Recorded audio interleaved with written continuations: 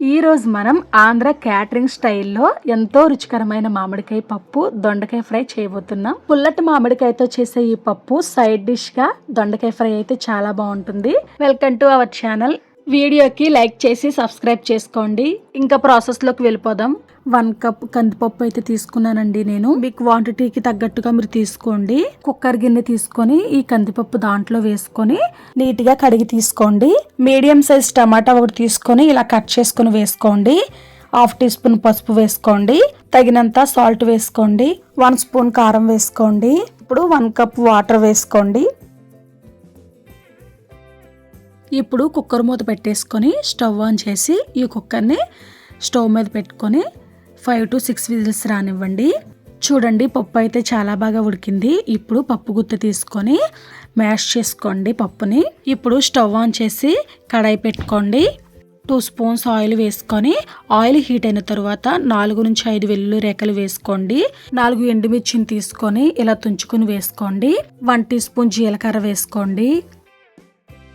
1/2 tea spoon ఆవాలు వేసుకోండి. ఇప్పుడు ఒకసారి మొత్తం కలుపుకోండి. మీడియం సైజ్ ఉల్లిపాయని ఇలా సన్నగా కట్ చేసుకుని వేసుకోండి. 4 పచ్చిమిర్చిని కట్ చేసుకుని వేసుకోండి. ఇప్పుడు మొత్తం ఒకసారి కలుపుకోండి. ఇప్పుడు కరివేపాకు కూడా వేసుకొని మామిడికాయ ముక్కలు కూడా వేసుకోండి. మనం పప్పు ఎంత తీసుకుంటున్నామో మామిడికాయ ముక్కలు కూడా అంతే క్వాంటిటీలో తీసుకోవాలండి. పుల్లటి మామిడికాయ అయితే కొంచెం తగ్గించి తీసుకోవచ్చు. ఇప్పుడు మూత పెట్టుకుని ఒక 5 మినిట్స్ మగ్గనిద్దామండి. మామిడికాయ ముక్కలు మగ్గడానికి పెద్దగా టైం పట్టదు, త్వరగానే మగ్గిపోతాయి. 5 మినిట్స్ తర్వాత మూత తీసుకుని చూసుకోండి. ఒకసారి కలుపుకొని మనం పక్కన పెట్టుకున్న పప్పు ఉంది కదండి, అది ఇప్పుడు వేసేసుకుందాం దీంట్లో. ఇప్పుడు మొత్తం ఒకసారి కలుపుకుందాం. అలా కలుపుకొని 1 కప్ వాటర్ వేసుకోండి. ఇప్పుడు మళ్ళీ ఒకసారి మొత్తం కలుపుకొని ఒక 2 మినిట్స్ పప్పును అలా మరగనివ్వండి. పప్పులో ఉన్న వాటర్ మొత్తాన్ని ఎగరనివ్వద్దండి, కొంచెం పలచగానే ఉంచుకోండి. ఎందుకంటే చల్లారిన తర్వాత మరీ థిక్గా అయిపోతుంది. కాబట్టి కొంచెం పలచగా ఉంచుకుని స్టవ్ ఆఫ్ చేసుకోండి. లాస్ట్ స్టవ్ ఆఫ్ చేసుకునే ముందు కసూరి మేతి కానీ కొంచెం కొత్తిమీర కానీ వేసుకొని స్టవ్ ఆఫ్ చేసుకోండి. ఒకసారి ట్రై చేయండి, పప్పు చాలా బాగుంటుంది. ఇప్పుడు క్యాటరింగ్ స్టైల్లో దొండకాయ ఫ్రై ఎలా చేయాలో చూసేద్దాం. ముందుగా దొండకాయలను తీసుకొని నీట్గా క్లీన్ చేసుకొని ఇలా పొడుగుగా కట్ చేసుకొని పెట్టుకోండి. దాంట్లో 1/2 టీ స్పూన్ పసుపు, తగినంత సాల్ట్ వేసుకోండి. 1 స్పూన్ కారం వేసుకోండి. 1 స్పూన్ ధనియాల పొడి, 1 స్పూన్ గరం మసాలా వేసుకోండి. ఇప్పుడు 2 స్పూన్స్ శనగపిండి వేసుకోండి. మీరు ఈ శనగపిండి ప్లేస్లో కార్న్ఫ్లోర్ అయినా వాడుకోవచ్చండి. 2 స్పూన్స్ వరిపిండి వేసుకోండి. రైస్ ఫ్లోర్ అంటారు కదా, అది వేసుకోండి. ఇప్పుడు మొత్తం కలుపుకోండి. ముందు మొత్తం అంతా ఒకసారి ఇలా కలుపుకోండి. ఫస్ట్ వాటర్ వేసుకోవద్దండి, దొండకాయలో ఉన్న తడితో ముందు ఇలా కలుపుకోండి.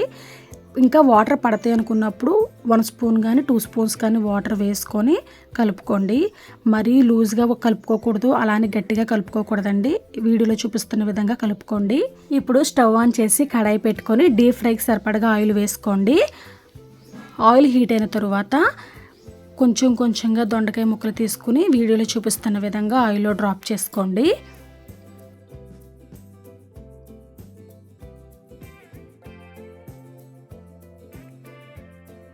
వేసిన వెంటనే గరిటె పెట్టొద్దండి, ఒక 2 మినిట్స్ అలా వదిలేయండి. తరువాత గరిటె పెట్టి కలుపుకోండి. ఈవెన్గా అన్నీ వేగేలాగా కలుపుకోండి. హై ఫ్లేమ్లో పెట్టుకోకుండా మీడియం ఫ్లేమ్లో పెట్టుకొని వేయించుకోండి.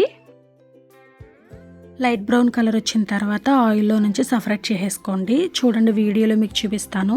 ఇలా అయితే వేగాలి. చాలా బాగుంటుందండి ఫ్రై, క్రిస్పీగా టేస్టీగా చాలా బాగుంటుంది. టైం కూడా తక్కువ టైంలోనే అయిపోతుంది.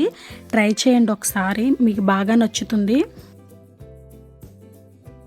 మొత్తం వేయించి తీసుకున్న తర్వాత అదే ఆయిల్లో 1 కప్పు పల్లీలు వేసుకొని వేయించుకోండి. లైట్గా కలర్ చేంజ్ అయితే చాలండి, చల్లారిన తర్వాత కలర్ వచ్చేస్తుంది. మీరు ఆయిల్లోనే కలర్ చేంజ్ అవ్వాలంటే తీసుకున్న తర్వాత మాడిపోయిన కలర్ వచ్చేస్తుంది. కాబట్టి లైట్గా వేగిన తర్వాత తీసేసుకొని ఈ ఫ్రైలో అయితే వేసుకోండి. ఇప్పుడు అదే ఆయిల్లో కొంచెం కరివేపాకు కూడా వేసుకొని వేయించుకొని తీసుకొని ఈ ఫ్రైలో అయితే వేసేసుకోండి.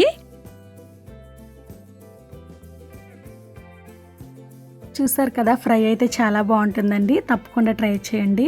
పప్పులోకనే కాదు, సాంబార్లోకైనా, రసంలోకైనా, దేంట్లోకైనా చాలా బాగుంటుంది. తప్పకుండా ట్రై చేయండి. చూసారు కదండి, దొండకాయ ఫ్రై చాలా బాగుంటుందండి. తప్పకుండా మీరు ట్రై చేయండి.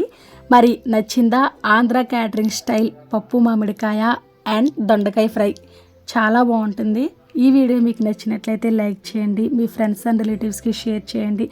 నా ఛానల్ని సబ్స్క్రైబ్ చేసుకోండి.